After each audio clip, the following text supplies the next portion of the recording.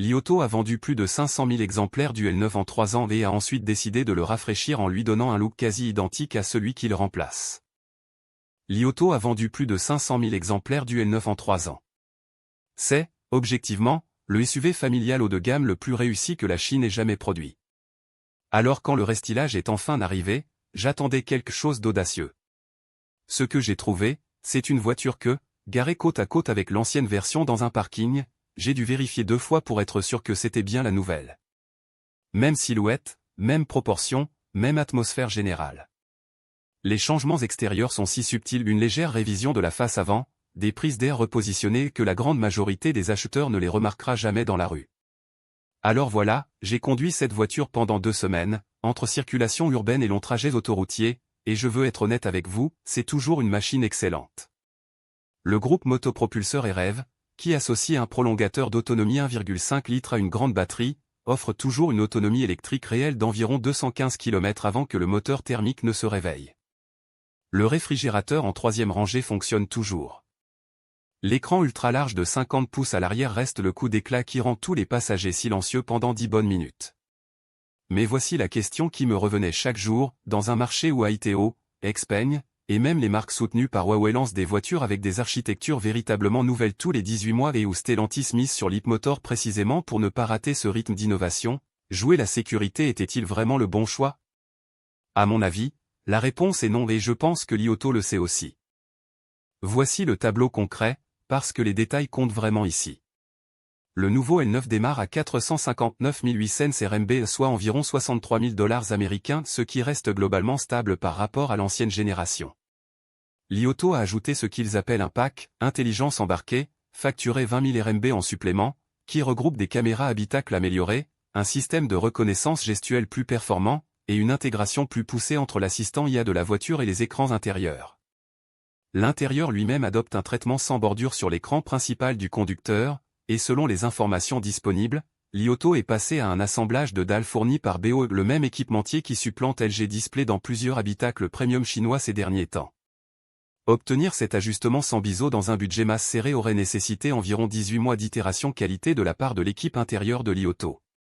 À mon avis, ce détail a vraiment son importance, c'est ce type de raffinement qui sépare les constructeurs sérieux des suiveurs opportunistes. Mais voici ce dont personne dans la presse européenne ne parle vraiment, le pack intelligence à 20 000 RMB est en option. Cela signifie que le L9 de base est livré sans la fonctionnalité IA phare que Li Auto a passé l'essentiel de sa présentation de lancement à vanter. Comparez ça au Peugeot E3008, où la suite d'aide à la conduite la plus complète est intégrée de série dès les finitions intermédiaires, vous n'avez pas à payer en plus pour accéder au meilleur de la technologie embarquée. Faire de sa technologie signature une option payante sur un flagship à 460 000 RMB, c'est un choix étrange, et franchement, je pense que ça révèle que Li Auto n'est pas encore totalement certain que ce système soit prêt pour tous les acheteurs. La logique est simple, si la technologie était vraiment mature, on l'intègre de série et on la répercute dans le prix de base. On n'en fait pas une case à cocher. Permettez-moi d'être honnête sur quelque chose. Il y a 2 ans sur cette chaîne, j'ai dit que le plus grand avantage concurrentiel de Li Auto, c'était précisément son refus de jouer la guerre des fiches techniques. Je défendais leur discipline, rester fidèle à la formule REV, ne pas courir après l'engouement pour le 100% électrique, ne pas tout repenser tous les 14 mois comme étant exactement ce que recherche un acheteur familial. Stabilité, fiabilité, une valeur sûre. Et pour 2022 et 2023, j'avais raison. Le L9 dominait parce que c'était la seule voiture de sa catégorie à tout faire correctement. Là où je me suis trompé, c'est sur la durée de cette fenêtre d'opportunité.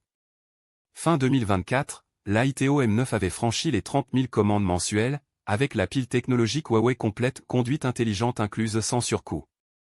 Le Xpeng G9 restylé apportait le NO à tout scénario en over the air, c'est-à-dire la navigation autonome sur routes urbaines, pas seulement sur autoroute à un prix inférieur de 100 000 RMB au L9.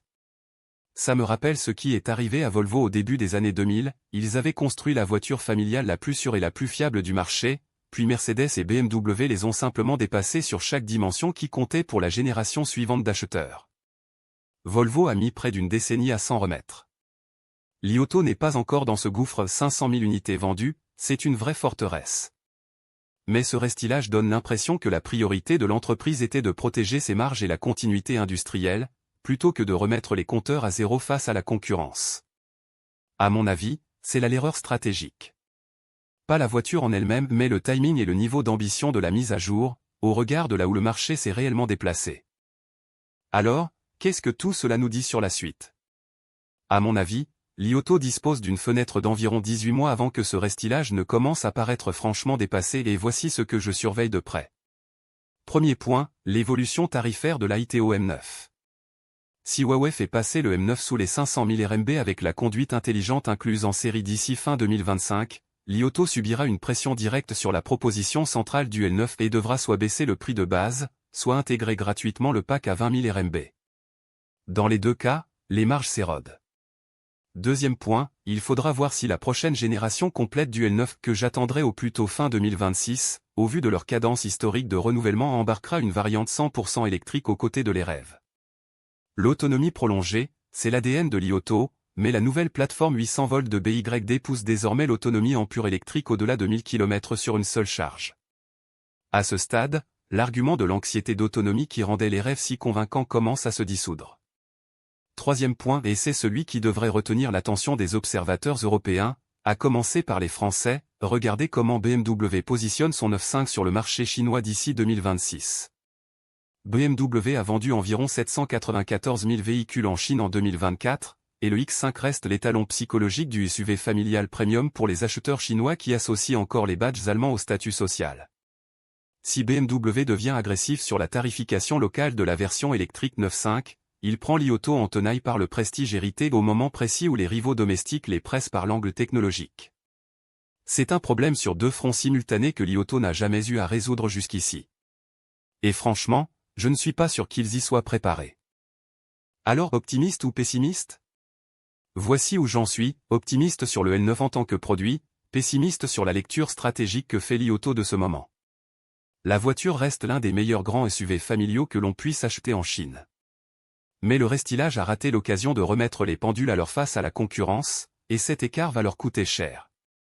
Trois choses à retenir de tout ça. Première, que le nouveau pack d'intelligence embarqué à 20 000 yuan soit en option sur un flagship à 460 000 yuan, c'est le signe d'une confiance incomplète dans la technologie et pas une stratégie de montée en gamme assumée. Deuxième, l'Aito M9 qui franchit les 30 000 commandes mensuelles avec la conduite intelligente Huawei en série, c'est le seul chiffre concurrentiel qui devrait empêcher l'équipe produit de Li Auto de dormir la nuit. Troisième, Li Auto dispose d'une fenêtre de 18 mois. Regardez s'ils intègrent ce pack d'intelligence dans le prix de base d'ici mi-2026, ce sera le signal le plus clair qu'ils ont compris la menace. Et franchement, ce débat n'est pas sans résonance en Europe, Stellantis a misé sur l'Hipmotor précisément parce que l'intelligence embarquée devient le vrai terrain de jeu, pas la carrosserie, pas le moteur. Maintenant, voici ce que je veux savoir de votre part, si vous deviez choisir aujourd'hui entre le nouveau L9 et l'Aito M9, quel écosystème, celui de Li Auto ou celui de Huawei, feriez-vous davantage confiance sur 5 ans de possession? Dites-le en commentaire, je les lis tous. Et si vous voulez d'autres analyses dans cette veine, le bouton d'abonnement est juste là sur cette chaîne, je ne fais pas dans les opinions de confort. Alors, la vraie question, quel écosystème êtes-vous prêt à suivre pendant 5 ans, Li Auto ou Huawei? Dites-le en commentaire, et abonnez-vous pour des analyses hebdomadaires sur les véhicules électriques chinois sans langue de bois.